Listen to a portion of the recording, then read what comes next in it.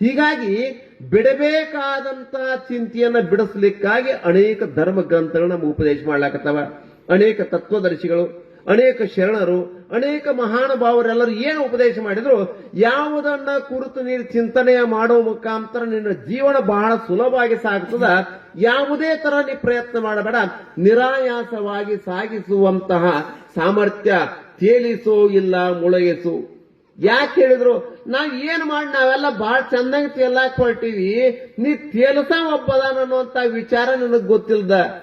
ಅವ್ಯಾಕ್ ತೇಲಿಸ್ತಾನ್ರಿ, ನಾನಾ ತೇಲಿ ಹೋಗ್ತಾನ ಸ್ವಂಟ್ರ ತೇಲಾಕತ್ಯಾರ ತೇಲ್ಪ ಮತ್ ನಿಂದ ನೀನ ಮಾಡ್ತೀರ ನಾ ಯಾಕೆ ಮಾಡ್ಲಿ ಅಂತ ಪರಮಾತ್ಮ ಅನನ್ಯ ಚಿಂತೆಯಂತೋ ಮಾಂ ಯೇ ಜನ ಪರ್ಯುಪಾಸತೆ ತೇಷಾಂ ನಿತ್ಯ ಅಭಿಯುಕ್ತಾನಾಂ ಅಹಂ ಯೋಗಕ್ಷೇಮಂ ವಹಾಮಿ. ಪ್ರಮಾಣ ಮಾಡಿ ಪರಮಾತ್ಮ ಹೇಳ್ತಾನ ಅರ್ಜುನನನ್ನು ಸಾಕ್ಷಿ ಮಾಡಿಕೊಂಡು, ಹೇ ಅರ್ಜುನ, ನೀ ಯುದ್ಧಕ್ಕೆ ಬಂದದ್ದು ನನಗ್ ಗೊತ್ತದ, ಸಾರಥಿಯಾಗಿ ನಾ ಬಂದನಂತ ನನಗ್ ಗೊತ್ತದ. ಯುದ್ಧದ ಸನ್ನಿಧಿಯಲ್ಲಿ ಎರಡು ಸೈನ್ಯಗಳ ಮಧ್ಯದಲ್ಲಿ ನಿಂತದ್ದು ನೀನು ನಾನು ಕಾಣ್ಲಾಕತ್ತೀವಿ, ಪರಂತು ಎರಡು ಸೈನ್ಯಗಳ ಮಧ್ಯದಲ್ಲಿ ನಿಂತು ನೀ ನನ್ನ ಪ್ರಶ್ನೆ ಮಾಡ್ಲಾಕತ್ತಿ, ಯಾರನ್ನ ಸಾರಥಿ ಅಂತ. ರಾಜ ಹೇಳಿದಂಗ ಹೋಗ್ಬೇಕು ಅಥವಾ ಅವ್ನು ಹೋದಂಗ ರಾಜ ಸುಮ್ಮಿರ್ಬೇಕು, ಇದು ಎಂತ ನಿಯಮ ಐತಿ? ಹೇ ಅರ್ಜುನ, ನಾ ಏನ್ ಮಾಡ್ಲಿಪ್ಪ, ನಿಲ್ಲಿಸಂದಿ ನಿಲ್ಲಿಸಿನಿ, ನೀ ಏನ್ ಬೇಕಾದ ಮಾಡು ಅಂದ್ರೆ ಅವ ಅಂತಾನಂತ, ಎರಡೂ ಸೈನ್ಯಗಳ ಮಧ್ಯದಲ್ಲಿ ನಾ ಯಾಕೆ ಬಂದ ನಿಂತನು ಅಂತ ಅರ್ಜುನ್ ಕೇಳಾಕ್ತಾನ. ಎದಕ್ ಬಂದಾನ್ರಿ? ರಥವನ್ನ ಹತ್ತಿ ಬಂದಾನ, ಬಿಲ್ಲು ಬಾಣ ತಗೊಂಬಂದಾನ, ಎಲ್ಲಾ ತರದ ಅಸ್ತ್ರಶಸ್ತ್ರಗಳದಾವ, ಚಲೋ ಕುದುರೆ ಐತಿ, ಬಹಳ ಚಂದಂಗಿ ಓಡಿಸುವಂತ ಜಗನ್ ನಿಯಾಮಕನಾದಂತ ಸಾರಥ್ಯ ಅದಾನ. ಪರಂತು ಇಷ್ಟೆಲ್ಲಾ ಸಾರಥ್ಯ ವಹಿಸಿದಂತ ಪರಮಾತ್ಮ ಇಟ್ಕೊಂಡು ನನ್ನ ಯಾಕೆ ಬಂದನಂತ ಕೇಳಿದ್ರ, ನಾ ಕರ್ಕೊಂಡ್ ಬಂದನಂತ ನೀ ಬಂದಲ್ಲ, ನೀ ಕರೆದದಕ್ಕೆ ನಾ ಬಂದನು ಅಂತ ಪರಮಾತ್ಮ ಅಂತಾನ. ಏನು ಇಲ್ಲದ ಪರಮಾತ್ಮನ ಈ ಲೋಕಕ್ಕೆ ನಮ್ಮನ್ನ ತಂದಾನಂದ್ರೆ ಎದಕ್ಕೋ ತಂದಿಲ್ಲ, ಚಿಂತನೆ ಮಾಡ್ಲಿಕ್ಕಾಗಿ ತಂದಾನ. ಏನು ಚಿಂತನೆ ಮಾಡಬೇಕಾಗಿದೆ? ಕೃಷ್ಣ ಪರಮಾತ್ಮ ಅಂತಾನ, ನೀ ಏನೂ ಮಾಡಬೇಡ, ನಿನ್ನ ಕರ್ತವ್ಯವನ್ನು ಮಾತ್ರ ನೀ ಮಾಡು. ಹೆಂಗ ಮಾಡು ಅಂದ್ರ, ಆ ಕರ್ತವ್ಯದಲ್ಲಿ ಅಭಿಮಾನ ಬೇಡ. ನೀ ಮಾಡೋ ಕೆಲಸದೊಳಗೆ ಏನ ಕೆಲಸ ಮಾಡತಿ ಅಂದ್ರ, ಕೆಲಸ ಮಾಡುವಂತ ಅಧಿಕಾರ ನಿನಗೆ ಬಹಳ ಕಡಿಮೆ ಐತಿ. ಯಾವ ಕೆಲಸ ಮಾಡಬೇಕು ಬಿಡಬೇಕು, ಕೆಲಸ ಸಾಗ್ತಾ ಇರ್ತದ. ಸಾಗುವಂತಹ ಹಿಂದಿನ ಕೆಲಸದ ಹಿಂದ ಪರಮಾತ್ಮನ ವಿಶೇಷವಾದಂತ ಪ್ರೇರಣೆ ಐತಿ, ಇದನ್ನು ಮಾತ್ರ ಮರಿಬೇಡ.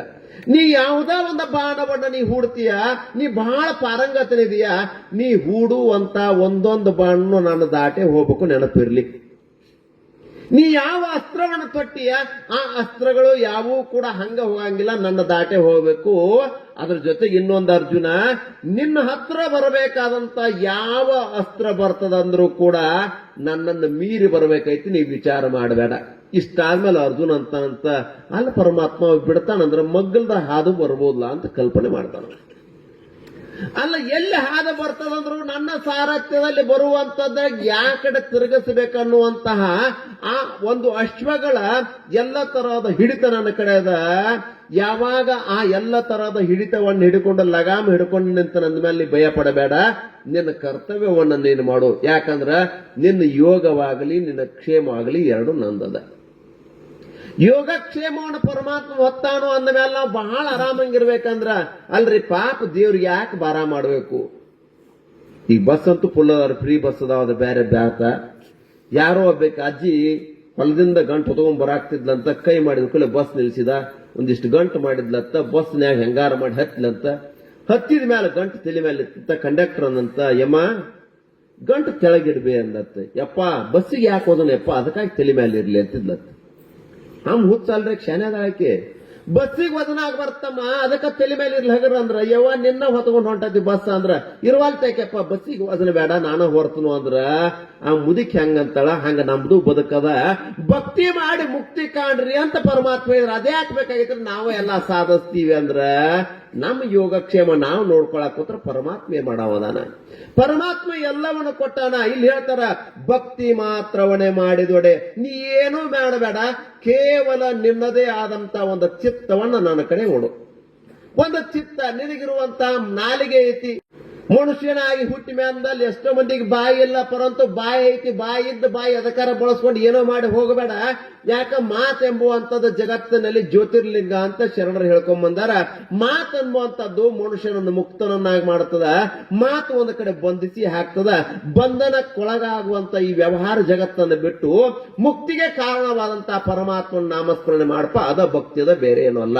ಈ ಭಕ್ತಿ ಹೇಳಾಕೊಂಡ್ರೆ ನಮಗನಿಸ್ತದ ಎಲ್ಲಿದ್ ಬಿಡ್ರಿ ಪಾಪ ಅಂತೇಳಿ ಹೊರತನಂದ್ರ ಹೊರ ಹೊರ್ರಿ ಹೆಂಗ ಹೊರ್ತದಂತ ಅವ್ ಬಿಡ್ತಾನ.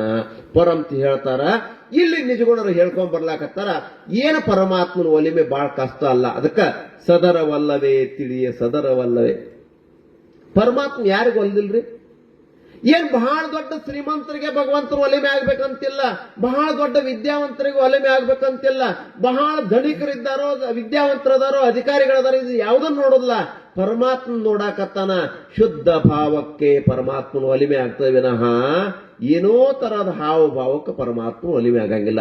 ನಮ್ಗೆಲ್ಲಾ ವಚನಕಾರರು ಅನೇಕ ದಾರ್ಶನಿಕ ಹೇಳಬಂದಾರ, ದೇವರಿಗೆ ಬಂದನು ಅಂದ್ರೆ ಹೆಂಗ ಬರಬೇಕಾಗ್ಯದ, ನೀ ತಂದಂತ ಊದಿನ ಕಡ್ಡಿ ಅಂತವ್ದು ಅಂತ ದೇವ್ರು ನೋಡ್ತಾನೆ ಎಲ್ಲೂ ಗೊತ್ತಿಲ್ಲ, ನೀನು ತಂದಂತ ನೈವೇದ್ಯ ಹೆಂಗಂತ ಗೊತ್ತಿಲ್ಲ, ತರುವ ಭಾವ ಎಂತದೈತಿ ಪರಮಾತ್ಮ ನೋಡ್ತಾನೆ.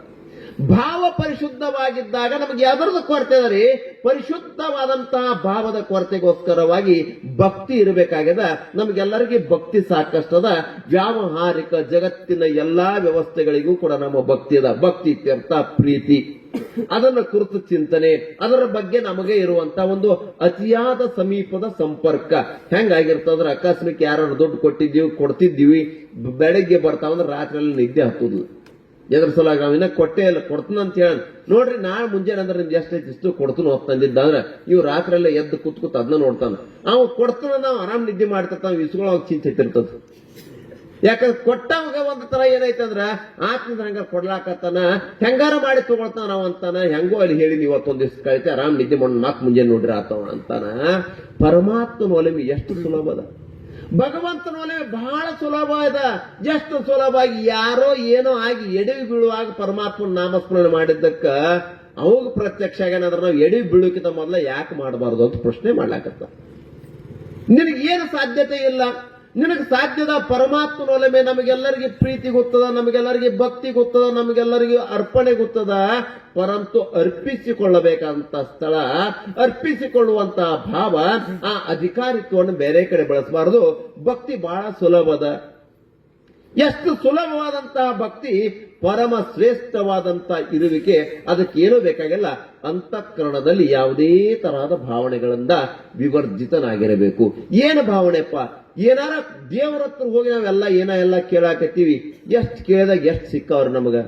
ನಾವೆಲ್ಲ ಕೇಳ್ತೀವಿ ದೇವ್ರ ಹತ್ರ ಹೋದ್ಮೇಲೆ, ದೇವ್ರ ನನಗ ಅಕಸ್ಮಿಕ್ ಬೆಳಿ ಬರದವಾದ ಚಿಂತಿಲ್ಲ, ನನಗ್ ಚಲೋ ಆಗದ್ರ ಚಿಂತಿಲ್ಲ, ನಮ್ಮ ಮಗ್ಲ ಮನೆಯವ್ರು ಚಲೋ ಆಗಬಾರ್ದು. ಇಲ್ಲಿಂದ ಆಗ್ತಾನೆ ಅದಕ್ಕೂ ಹೋಗಿರಿ ಬೇಡ್ತಿರ್ತಾರ. ಏನು ಬೇಡಬೇಕಾಗ್ಯದ? ನನಗ್ ಒಳ್ಳೇದಾಗ್ಲಿ ಅಂತ ಬೇಡ್ಕೊಳ್ತೀವಿ, ಬಹಳ ಒಳ್ಳೇದು. ನಿನಗ್ ಒಳ್ಳೇದಾಗ್ಲಿ ಅಂತ ಬೇಡೋದಕ್ಕಿಂತ ಇನ್ನೊಬ್ರು ಕೆಟ್ಟದ್ದು ಬಯಸ್ತಿದಾರೆ ದೇವ್ರ ಅಂತ ಅಲ್ಲಿಂದ ಇಲ್ಲಿ ತನಕ ಬಂದಿ ಯಾಕೆ ಹೋಗು, ನಿನಗ ಆಗೋದು. ಅವ್ ಏನಾಗ್ಯದ ಇವತ್ತು ಅವ್ ಏನು ನೀ ಹೇಳಾಕತ್ತಿ, ನಾಳೆ ನಿನಗೂ ಬಂದ ಬರ್ತದ. ಇನ್ನೊಬ್ಬರ ಕೆಡಕನ್ನ ಬಯಸಿ, ಅದಕ್ಕೆ ಹೇಳಿದ್ರು ಬೇವಿನ ಬೀಜವ ಬಿತ್ತಿ. ನಮ್ಗೆಲ್ಲರಿಗೂ ವಚನನು ಗೊತ್ತದಾವ. ಬಹಳ ಚಂದ ಚಲೋ ಕಟ್ಟಿವಿ, ಚಂದ ವ್ಯಕ್ತಿ ಮಾಡಿ ಚಂದ ಒಂದು ಬೇವಿನ ಬೀಜ ಹಾಕಿ ಅದಕ್ಕೆ ಬೆಲ್ಲದ ನೀರನ್ನ ಎರಿತೀವಿ, ಎಲ್ಲಾ ಮಾಡಿ ಚಲೋ ಆತ್ರಿ ಗಿಡ ಚಂದಂಗೆ ಬೆಳೆದದ. ಅದೇನಾರು ನಾಳೆಗೆ ಮಾವಿನ ಫಲ ಕೊಡ್ತದೋ ಅಥವಾ ಬೇವಿನ ಬೀಜನ ಕೊಡ್ತದ್ರಿ? ನಮ್ಗೆಲ್ಲರಿಗೆ ಗೊತ್ತದವ. ಹಾಕಿದ ಬೇವಿನ ಬೀಜದಕ್ಕ ಬೇವಿನ ಗಿಡನ ಬೆಳೀತದ, ಬೇವಿನ ಹಣ್ಣು ಆಗ್ತಾವ ವಿನಃ ಮಾವಿನ ಫಲವನ್ನ ನಾವು ಬೆಳೆಸ್ತೀವಂದ್ರ ಮಾಡುವಂತಹದ್ದು ಪಾಪ ಕರ್ಮವನ್ನ ಮಾಡಿ ಪುಣ್ಯ ಬೇಡ್ತೀವಿ ಅಂದ್ರೆ ಎಲ್ಲಿಂದನೂ ಸಾಧ್ಯ ಇಲ್ಲ. ನೀ ಮಾಡುವ ಕರ್ಮ ಪುಣ್ಯಯುಕ್ತವಾದಂತಹ ಕರ್ಮ ಮಾಡಿದಂದ್ರ, ನೀ ಚಲೋ ಕೆಲಸ ಮಾಡಿದಿ ಅಂದ್ರ ನೀ ಯಾವತ್ತೂ ಕೂಡ ಪುಣ್ಯ ಕೊರತೆನೇ ಇಲ್ಲ, ತನ್ನಿಂದ ತಾನ ಬಂದಿರ್ತದ. ಮನುಷ್ಯನಿಗೆ ಹೇಳ್ತಾರ, ನಿನಗೂ ಒಂದು ವೇಳೆ ಪರಮಾತ್ಮನ ಒಲಿಮೆಗೋಸ್ಕರ ಇಷ್ಟೆಲ್ಲ ಹಾತೊರತಾ ಇದೆಯಾ? ನಮ್ಮೆಲ್ಲರಿಗೂ ಚಿಂತನೆ ಏನದರಿ, ಏನ್ ಮಾಡ್ರಿ ದೇವ್ರು ಸಿಗ್ತಾನ, ಏನಾದ್ರು ದೇವ್ರು ಭೇಟಿ ಹಾಕಂತಿದ್ನ ಅಲ್ರಿ. ಅಕಸ್ಮಿಕ್ ಹೋಗುವಾಗ ದಾರ್ಯಾಗ ಎಲ್ಲಾರು ದೇವ್ರು ಭೇಟಿ ಅವ್ರಿಗೆ ಸಂಶಯ ಬರ್ತೈತಿ.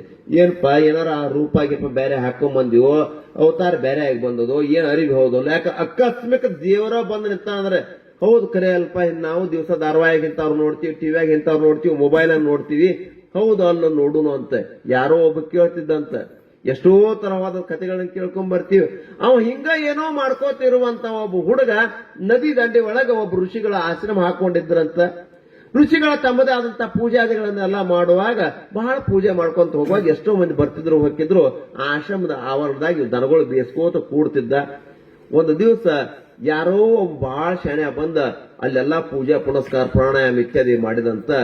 ಏನು ತಿಳಿಲಾರ್ದ ಹುಡುಗ ಬಂದಂತ, ಏನ್ ಮಾಡಿದ್ರಿ ಅಂದಂತ. ಸಣ್ಣ ಹುಡುಗ ಬಂದಾನಂತೇಳಿ, ಏನಿಲ್ಪ ಮೂಗ್ ಹಿಡ್ದ ಉಸಿರು ಗಟ್ಟಿ ಹಿಡ್ಕೊಂಡು ದೇವ್ರು ಕಾಣಿಸ್ತಾನಂತ. ಬಹಳ ಚಲೋ ಆತ್ರಿ ಅಂದ ಹುಡುಗ. ಏನು ಇಲ್ಲ, ದನ ಕಾಯಿ ಹುಡುಗ, ಏನು ಕಲ್ತಿಲ್ಲ ಮಾಡಿಲ್ಲ. ಇಷ್ಟ ಹೇಳ್ದಾವ ಅಂತಾನ ಪೂಜೆ ಮುಗಿಸ್ಕೊಂಡ. ರುಚಿಗಳ ಆಶ್ರಮದಾಗಿದ್ರು ಇವ್ ಹೋದ, ಇವ್ ಗಿಡದ ತೆಳ ಕೂತ ಗಪ್ಪಣ ಮೂಗು ಹಿಡ್ಕೊಂಡ್ ಕೂತ ಉಸಿರು ಹಿಡಿದ್ರೆ ಏನಾಕತ್ರಿ, ಎಷ್ಟು ಒದ್ದಾಡ್ರ ಮೂಗ ಬಿಡುವಲ್ಲ. ಯಾಕ ಅವ್ರು ಹೇಳ್ಯಾರ ಗುರುಗಳು, ಮೂಗ್ ಹಿಡ್ಕೊಂಡ್ ಕೂತ್ರ ಒಟ್ಟ ಉಸಿರು ಬಿಡ್ದಂಗ್ ಹಿಡ್ಕೊಂಡ್ ಕೂತ ದೇವ್ರ ಕಾಣಿಸ್ತಾನಂದತ್ತ. ಇವ್ ಏನ್ ಬಿದ್ದು ಒದ್ದಾಡ್ರು ಮೂಗ್ ಬಿಡುವಲ್ಲ. ಅದ ಬಹಳ ಆಶ್ಚರ್ಯ ಅನಿಸ್ತು ಪರಮಾತ್ಮಂದ. ಅಲ್ಲ ಇವ್ ಇದಂತ ಹುಚ್ಚದಾನು, ಏನು ಜ್ಞಾನ ಇಲ್ಲ, ನಾನು ಸದಾ ತನ್ನ ಜೀವನ ಕೊಡಾಕ್ ಹೊಂಟಾನಂತ ಪರಮಾತ್ಮ ಬಂದಂತ. ಪರಮಾತ್ಮ ಬಂದ, ಅಲ್ಲಪ್ಪ ನಾನ ಬಂದ ಕಣ್ಣು ತೆಗಿ ಬಿಡ ನೀ ಕೈ ಅಂದಂತ. ನೀ ದೇವ್ರ ಹೋದ್ಲಪ್ಪ ಹಂಗಾರ ಬಿಡ್ತಾರಪ್ಪ, ಯಾರು ನೀನು ಅಂದ. ನಾನ ದೇವ್ರು ಅಂದ. ನೀ ದೇವ್ರ ಹೊತ್ ನಂಗೆ ಹೆಂಗ್ ಗ್ಯಾರಂಟಿ ಇರ್ಬೇಕು, ನಾ ಹೋಗಿ ಅವ್ರ ಕರ್ಕೊಂಡ್ ಬರ್ತನಂತ ಯಾರು ಹೇಳಿದ್ರ ಅವ್ರ ಕರ್ಕೊಂಡ್ ಬರಾಕ. ಹಂಗಾರ ನೀ ಇರ್ತಿ ಹಂಗ ಆಕಳ ಕಟ್ಟಿದ ಹಾಗೈತಿ, ಕಟ್ಟಿ ಹೋಗ್ಕನಂದತ್ತ. ಆಗ್ಲಿಪ್ಪ ಕಟ್ಟು, ಹಂಗಾರ ಇಲ್ಲೇ ಕಟ್ಟು, ಹೋಗಿ ಕರ್ಕೊಂಡ್ ಬರೋಗಂದ. ಅದ ಗಿಡಕ್ ಕಟ್ಟಂದ, ಕಟ್ಟಿಸ್ಕೊಂಡ ಹೋಗಿ ಅವ್ನ ಕರ್ಕೊಂಬಂದ. ಬರ್ರಿ ನೀವ್ ಹೇಳಿದ್ದಕ್ಕ ಅವ್ ಬಂದಾನ ನೋಡು ಅಂದತ್ತ. ಅವ್ ಬಂದ, ಎಲ್ಲೋ ಎದಕ್ ಕರೆಕ್ಟು ಹುತ್ತ, ನಿನಗೇನೋ ಹೇಳಿದ್ನ ಹಂಗೇನ್ ಮಾಡಾಕ್ತಿ, ಅಲ್ರಿ ಇಲ್ಲಿ ನಿಂತಾನ ನೋಡ್ರಿ ಅಂತ ಹೋಗಿ ಅವ್ ಹಿಡಿತಾನ. ಪರಮಾತ್ಮ ಅವಕ್ ಕಾಣಾಕತ್ತಾನ, ಇವ್ ಎಲ್ಲದಾನ ಅಂತಾನ. ನೋಡ್ದ ಕೈ ಹಿಡಿದನು ಪರಮಾತ್ಮ ಕಾಲ, ಇವ ಹೌದಲ್ಲ ಅಂದಂತ. ಲಾಸ್ಟಿಗೆ ಇವಂಗ ಏನ್ ಅನ್ನಾಕ್ ಬರ್ಲಾರ್ದಕ್ಕ ಹೌದಪ್ಪ ಇವ ಅಂದಂತ. ಇವ್ರಿಗೆ ನಮಸ್ಕಾರ ಮಾಡಿ ದೇವ್ರಿಗೆ ಹೇಳಿದಂತ. ಬಾಳ ಚಲೋ ಆತ್ಮ ದರ್ಶನ ಕೊಟ್ಟಿ, ನನಗೂ ಬಾಳ ಬ್ಯಾಸ ಆಕತಿ, ಒಬ್ಬ ದನ ಕಾಯ್ತನು, ಯಾವಾಗಾರ ನಾ ಕರೆದ್ರ ಬರ್ತನಂದ್ರ ಬಾಳ ಚಲೋ ಆಕತಿ, ಬರೋದ್ ಮಾಡು, ನಾ ಮೂಗ್ ಹಿಡ್ಕೊಂಡು ಗಟ್ಟಿ ಹಂಗ್ ಕುಂದಿರ್ತು, ನೀ ಬಾ ಅಂದತ್ತ. ದೇವ್ರಿಗೆ ಬಹಳ ಖುಷಿ ಅನಿಸ್ತು. ಇಂಥ ಮುಗ್ಧ ಬಾಲಕದನ ಇವನು, ಇಂಥ ಪರಿಶುದ್ಧವಾದಂತ ಮನಸ್ಸೈತಿ, ನೀ ಯಾವಾಗ ಬೇಕೋ ಆಗ ನೀ ಉಸಿರು ಹಿಡಿ, ನಾ ಬರ್ತನಂದಂತ. ಹಿಂಗ ವರ್ಷ ಕಳೀತಿ. ದಿವಸ ದನ ಬಿಡವ, ಅವ್ ಬರವ, ಅವನ ಜೋಡಿನ ಆಟ ಆಡ್ಬೇಕು, ಅವನ ಜೋಡಿ ಕುಣದಾಡ್ಬೇಕು, ಎಲ್ಲ ಮಾಡ್ತಿದ್ದ. ಹುಡುಗ ಖುಷಿ ದೇವ್ರು ಬರ್ತಾನ. ಹಿಂಗಾದ್ಮೇಲೆ ಮತ್ತೊಂದು ವರ್ಷ ಆದ್ಮೇಲೆ ಮತ್ತೆ ಅಲ್ಲೇ ಬಂದವ್. ಮೊದ್ಲು ಯಾರು ಹೇಳಿದ್ದ, ಯಪ್ಪ ನನಗ್ ದೇವ್ರು ತೋರಿಸಿದವ್ರು ನೀವು ಅತ್ತೀವ್ ಸಾಮಾಡಿದ ಉದ್ದಕ್ಕ. ಯಪ್ಪ ನಾ ಏನ್ ತೋರ್ಸ್ಲ, ಹುಡುಗ ಮತ್ತೂ ಗಂಟ ಬಿದ್ದಲ್ಲ, ತಿಂಗ್ ಚಿಂತಿತ್ತು, ಎಲ್ಲಿ ಅದಾನು ಮತ್ತೂ ಇವಾಗ ಅದ ಬಂತು. ಯಪ್ಪ ನೀವು ದೇವ್ರು ನೋಡಿ ಬರ್ರಿ ತೋರಿಸ್ತಾನ ಬರ್ರಿ ಅಂದ. ಪರಮಾತ್ಮನ ಬಂದು, ಪರಮಾತ್ಮ ಬರುವಾಗ ದಿವ್ಸ ಕರೆಯಂಗ ದೇವ್ರು ಬರ್ಲಿಲ್ಲ, ಒದ್ದಾಡಕತ್ತಿದ. ಇವ್ ಒದ್ದಾಡ್ ತಳ್ಳಾರ್ಕ ದೇವ್ರು ಬಂದಂತ. ಏ ತಮ್ಮ ಬಿಡು ಅಂತೇಳಿ, ಅಪ್ಪ ಬಂದಿಲ್ಲ, ನಮ್ ಗುರುಗಳು ಇವ್ರು ಅದಾರ, ಇವ್ರಿಗಡ್ ದರ್ಶನ ಕೊಡ, ನನಗ್ ಮಾರ್ಗದರ್ಶನ ತೋರಿಸಿದವ್ರು ಇವ್ರು ಅದಾರ, ಇವ್ರಿಗಡ್ ದರ್ಶನ ಕೊಡ ಅಂತೇಳಿ ಹೇಳಿದಂತ. ಇವ್ ಅತ್ತಾಗಿ ನೋಡ್ರು ದೇವ್ರು ಕಾಣವಲ್ಲ. ದೇವ್ರ ಪ್ರಾರ್ಥನೆ ಮಾಡಿದಂತ, ನೀ ನನಗ್ ಹೆಂಗ ದರ್ಶನ ಕೊಟ್ಟಿ ಹಂಗ ಕೊಡದ ಹಾರ್ರಿ ನಾಣೆ ಅಂತ ದೇವ್ರಿಗೆ ಅನುಕೂಲ. ದೇವ್ರ ಅವಾಗ ಕಾಣ್ಬೇಕಾದ್ರೆ ಹಂಗ ಆಗೋದಪ್ಪ ತಮ್ಮ ಹೇಳ್ತನು. ಅವನ ಅಂತಃಕರಣದಲ್ಲಿರುವಂತ, ಅವನ ಮನಸ್ಸಿನಾಗಿರುವಂತ ಎಲ್ಲ ರಾಗದ್ವೇಷಗಳನ್ನ ಬಿಟ್ಟ ನಂದ ಧ್ಯಾನ ಮಾಡಾಕ್ ಹೇಳು, ಅವಗೂ ದರ್ಶನ ಆಗ್ತದ ಅಂತ ಹೇಳಿದಂತ. ದೇವ್ರ ಕಾಣೋದು ಸುಲಭ ಬಾಳ ಅದ, ಪರಿಶುದ್ಧವಾದಂತ ಭಾವನೆ ಬಹಳ ಮುಖ್ಯದ. ಪರಿಶುದ್ಧವಾದ ಭಾವನೆಗೆ ಭಕ್ತಿ ಅಲ್ಲ, ಭಾವ ಬಹಳ ಶುದ್ಧ ಬೇಕಾಗಿದೆ. ಎಲ್ಲಿಲ್ಲ ದೇವ್ರು, ಜಗಲ್ಲ ಮುಗಿಲಾಗಲ್ಲ, ಎಲ್ಲಾ ಕಡೆಗೆ ತುಂಬಿರುವಂತ ಪರಮಾತ್ಮನ ಕಾಣುವಂತ ಕಣ್ಣು ಬೇಕಾಗ್ಯದ. ಎದುರಿಗಿದ್ದಾಗ ಯಾಕೆ ಕಾಣುವಲ್ಲ ಅಂದ್ರ, ಕಣ್ಣಿಗೆ ಪರಿ ಬಂದಾಗ ಏನೂ ಕಾಣಂಗಿಲ್ಲ. ಹಂಗ ಅಜ್ಞಾನದಿಂದಾಗಿ ದೇವ್ರು ಎಲ್ಲೋ ಅದಾನ ಹೆಂಗ ಹುಡುಕಾಕತ್ತಾನ. ಶಾಸ್ತ್ರ ಹೇಳ್ತದ, ಮುಕ್ತಿಯನ್ನು ಈವನು ಪರಮಾತ್ಮ ಏನ್ ಕೊಟ್ಟಿಲ್ಲ ನಿನಗೆ, ಹಂತಿಂತಾವ್ ಕೊಡುವಂತವೆಲ್ಲ ಕೊಟ್ಟದ್ದು ಆಪ್ಯ ಪ್ರಾಪಣೀಯವಾದದ್ದು. ಎಷ್ಟ ಪಡೆದಿವಿ ಅಂದ್ರೆ ಇವೆಲ್ಲ ಒಂದ್ ದಿವಸ ಹಾಳಾಗಿ ಹೋಗ್ತಾವ. ನಾಶರಹಿತವಾದಂತ ಮುಕ್ತಿ ಪದವನ್ನ ಪರಮಾತ್ಮ ಕೊಡಬೇಕಾದ್ರ ನೀ ಏನೋ ಮಾಡಬೇಡ, ಕೇವಲ ಭಕ್ತಿ ಮಾಡು.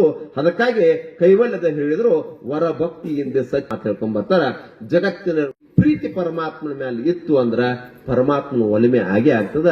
ಆ ಒಲಿಮೆಗೋಸ್ಕರವಾಗಿ ನಮ್ಮೆಲ್ಲ ಸಂಪ್ರದಾಯಗಳಲ್ಲಿ ಏನು ಬೋಧನೆ ಮಾಡ್ಲಾಕತ್ತಾರ ಅಂದ್ರ ಏನೂ ಅಲ್ಲ, ಒಂದು ಶಾಸ್ತ್ರ ಚಿಂತನೆಯ ಮುಖಾಂತರ ನಮ್ಮ ಚಿತ್ತ ಇತ್ತಾಗಿಂದ ಅತ್ತ ಹೋಗ್ಬೇಕಾಗ್ಯದ. ನಮ್ಮ ಚಿಂತನೆಗಳ ಆರಂಭ ಆಗ್ಬೇಕಾಗ್ಯದ, ಚಿಂತೆ ಕಡಿಬೇಕಾಗ್ಯದ. ಎಷ್ಟು ಮಾಡಿದ್ರು ಚಿಂತೆ ಮುಗಿಯಂಗಿಲ್ಲ, ಚಿಂತನೆ ಮಾಡಿದಾಗ ಚಿಂತೆ ತನ್ನಿಂತಾನ ಕಳೀತದ. ಅದಕ್ಕಾಗಿ ಇಂಥ ಚಿಂತನೆಯ ವೇದಾಂತ ಪರಿಷತ್ತನ್ನು ಮಾಡ್ಲಾಕತ್ತಾರ. 10 ವರ್ಷದಿಂದ ವೇದಾಂತದಲ್ಲಿ ನಾವ್ ಏನ್ ಕೇಳಾಕತ್ತೀವಿ, ಏನ್ ಮಾಡ್ಲಾಕತ್ತೀವಿ, ಕೇಳಿದ್ದೆಲ್ಲವೂ ನೆನಪುಳಿಯಂಗಿಲ್ಲ, ಮಾಡಬೇಕಂದ್ರೂ ಆಗಂಗಿಲ್ಲ. ಪರಂತು ಒಂದು ಕೆಲಸ ನಾವು ಮಾಡಬಹುದು, ಯಾರ ನಿಂದನೆ ಮಾಡ್ಲಿ, ಸ್ತುತಿ ಮಾಡ್ಲಿ, ಯಾರ ಹೊಗಳಿ, ಯಾರೋ ತೆಗಳಿ, ಅವ್ರ ಬಗ್ಗೆ ಅವರಲ್ಲಿ ಕೂಡ ದೈವತ್ವವನ್ನು ಕಾಣುವಂತ ಬುದ್ಧಿ ನಮಗ್ ಬಂತು. ಬೇಗಳನ್ನ ನಾವು ಸಹಿಸಿಕೊಂಡು ಕ್ಷಮಾ ಮಾಡುವಂತ ಬುದ್ಧಿ ಬಂತ. ದೇವ್ರಿಗೆ ಅಲ್ಲಿ ಕಾಣಬೇಕಾಗಿಲ್ಲ. ನಗುವುದೇ ಸ್ವರ್ಗ, ಅಳುವುದೇ ನರಕ. ಸ್ವರ್ಗ ಎಲ್ಲೋ ಸತ್ತ ಮೇಲೆ ಸ್ವರ್ಗ ಅಲ್ಲ, ಇದ್ದಾಗ ಸ್ವರ್ಗ ಎಲ್ಲಿ ಕಾಣ್ತದಂದ್ರ, ಬೇಯ್ತಾನಪ್ಪ ಅಂದ್ರ ಅವ್ರಿಗೆ ಒಂದು ಕೈ ಮುಗಿದು ನಾವು ಜೀವನ ಮಾಡಿದ್ರೆ ಸಾಕು, ನಮ್ಗೆ ಅದ ದೊಡ್ಡ ಭಕ್ತಿ ಕೊಡ್ತದ, ಅದ ಶುದ್ಧ ಭಾವನೆ ಕೊಡ್ತದ. ಯಾರು ಹೊಗಳಾಕತ್ತಾರ ಬಹಳ ಉಪ್ಪರಿಗೆ ಯಾರು ಹೋಗೋದಕ್ಕಿಂತಲೂ ಹೊಗಳಾಕತ್ತಾನದ್ರಲ್ಲಿ ಹೊಗಳ್ತಿರ್ಲಿಲ್ಲ, ಹೊಗಳಕ್ಕಿಂತಲೂ ನನ್ನಲ್ಲಿ ಇರುವಂತ ಅವಗುಣಗಳನ್ನು ತೆಗೀರಿ ಅಂತ ಅವ್ರನ್ನ ಪ್ರಾರ್ಥನೆ ಮಾಡಿ ಕೇಳಿಕೊಂಡು ಜೀವನ ಪಥ ಬಹಳ ಸುಲಭದ. ವೇದಾಂತ ಚಿಂತನೆ ಬೇರೆ ಏನು ಹೇಳೋದಿಲ್ಲ, ಮನುಷ್ಯನಲ್ಲಿಯ ಮಾನವೀಯತೆಗಳನ್ನ ಉಲ್ಬಣಗೊಳಿಸ್ತದ, ಹೆಚ್ಚಿಂದಾಗ್ತದ. ಯಾವಾಗ ಮಾನವೀಯತೆಯ ಗುಣಗಳು ಹೆಚ್ಚಾಗ್ತವ ಆವಾಗ ತನ್ನಿಂತಾನ ಭಗವತ್ ತತ್ವ ಪ್ರಾಪ್ತಿ ಆಗ್ತದ. ಆ ಪ್ರಾಪ್ತಿಗೋಸ್ಕರವಾಗಿ ಇವತ್ತಿನ ದಿವಸ ಬಹಳ ಸುಂದರವಾದಂತಹ ಚಿಂತನೆಯನ್ನ ಪರಮ ಅನುಭವ ಬೋಧೆಯಲ್ಲಿ ನಮಗೆ ಅನುಭವಕ್ಕೆ ದಕ್ಕುವ ಹಾಗೆ ಆ ಅನುಭವದಲ್ಲಿ ನೆಲೆ ನಿಂತವನು ಪರಮ ಸುಖಿಯಾಗಿರ್ತಾನ ಅನ್ನುವಂತಹದ್ದಕ್ಕಾಗಿ ಭಕ್ತಿ ಎಂಬುವಂತಹ ವಿಶೇಷ ಪಥವನ್ನು ನಮಗೆಲ್ಲರಿಗೂ ಅನುಗ್ರಹಿಸಿದ್ದಾರೆ. ಸಿದ್ದಾರೂಢಪ್ಪನ ಒಂದು ವಿಶೇಷವಾದಂತಹ ಭಕ್ತಿ, ಪ್ರೀತಿ, ಶ್ರದ್ಧೆ ನಮಗೆ ಯಾವತ್ತೂ ಇತ್ತು ರಕ್ಷಿಸಿ ಅಂತ ಹೇಳಿ ಎಲ್ಲ ಸದ್ಭಕ್ತರಿಗೂ ಕೂಡ ಸದ್ಗುರುನಾಥನ ಕೃಪೆ ಇಲ್ಲ ಅಂತ ಆಶಿಸ್ತಾ ನನ್ನ ವಾಣಿಗೆ ನಾನು ಕೊಡ್ತೇನೆ. ಓಂ ಶಾಂತಿ.